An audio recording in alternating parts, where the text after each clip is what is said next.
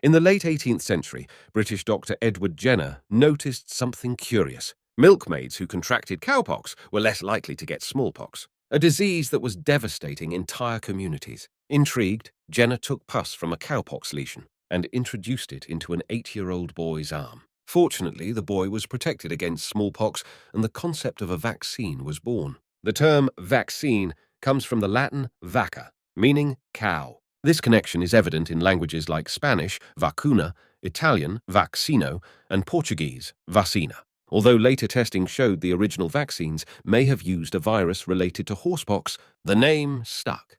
Perhaps we should call them equinations, but language has its quirks, and getting the horse/cow back in the barn isn't easy. 2 centuries later, vaccines have eradicated smallpox and continue to be vital for global health. Thus, the story of how Jenner's work on cowpox inspired the word vaccine shows how language evolves with science. Smarter people will like and subscribe because